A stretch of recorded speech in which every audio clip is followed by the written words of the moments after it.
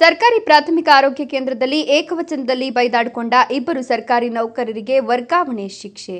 ಬೂದಿಕೋಟೆ ಸರ್ಕಾರಿ ಆಸ್ಪತ್ರೆಯಲ್ಲಿ ಒಬ್ಬರಿಗೊಬ್ಬರು ನಿಂದಿಸಿಕೊಂಡಿದ್ದ ಇಬ್ಬರು ಸರ್ಕಾರಿ ನೌಕರರನ್ನ ಶಾಸಕ ಎಸ್.ಎನ್. ನಾರಾಯಣಸ್ವಾಮಿ ಬೇರೆಡೆಗೆ ವರ್ಗಾವಣೆ ಆದೇಶ ಮಾಡಿದ್ದಾರೆ. ಬಂಗಾರಪೇಟೆ ತಾಲೂಕು ಬೂದಿಕೋಟೆ ಸರ್ಕಾರಿ ಪ್ರಾಥಮಿಕ ಆರೋಗ್ಯ ಕೇಂದ್ರದಲ್ಲಿ ನೇತ್ರ ತಪಾಸಣಾಧಿಕಾರಿ ಹಾಗೂ ನರ್ಸ್ ಇಬ್ಬರು ಸರ್ಕಾರಿ ನೌಕರರು ಒಬ್ಬರಿಗೊಬ್ಬರು ನಿಂದಿಸಿಕೊಂಡು ಏಕವಚನದಲ್ಲಿ ಬೈದಾಡ್ಕೊಳ್ತಿರೋ ವಿಡಿಯೋ ಸಾಮಾಜಿಕ ಜಾಲತಾಣದಲ್ಲಿ ಹರಿದಾಡ್ತಿತ್ತು.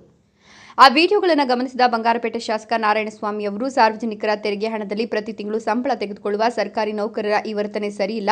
ಆ ಇಬ್ಬರು ನೌಕರರನ್ನ ತಕ್ಷಣ ಬೇರೆಡೆಗೆ ವರ್ಗಾಯಿಸಲಾಗುವುದು. ಇದೇ ರೀತಿ ಯಾವುದೇ ಸರ್ಕಾರಿ ನೌಕರರು ಬೀದಿ ರಂಪಾಟ ಮಾಡಿಕೊಳ್ಳೋದಾಗಲಿ ಸಾರ್ವಜನಿಕರ ಕೆಲಸ ಕಾರ್ಯಗಳನ್ನು ಮಾಡಿಕೊಡಲು ವಿಳಂಬ ಮಾಡಿದ್ರೆ ಅವರಿಗೂ ಇದೇ ಶಿಕ್ಷೆ ಅಂತ ಎಚ್ಚರಿಕೆ ನೀಡಿದರು.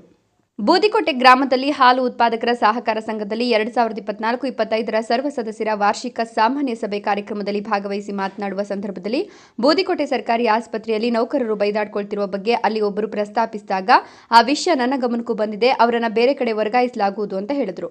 ಆಸ್ಪತ್ರೆಯಲ್ಲಿ ಕಾಯಂ ವೈದ್ಯರು ಸೇರಿದಂತೆ 5 ವೈದ್ಯರನ್ನ ನೇಮಕಾತಿ ಮಾಡಲಾಗುವುದು ಎಂಬ ಮಾಹಿತಿಯನ್ನು ಕೂಡ ಕೊಟ್ಟಿದ್ದಾರೆ.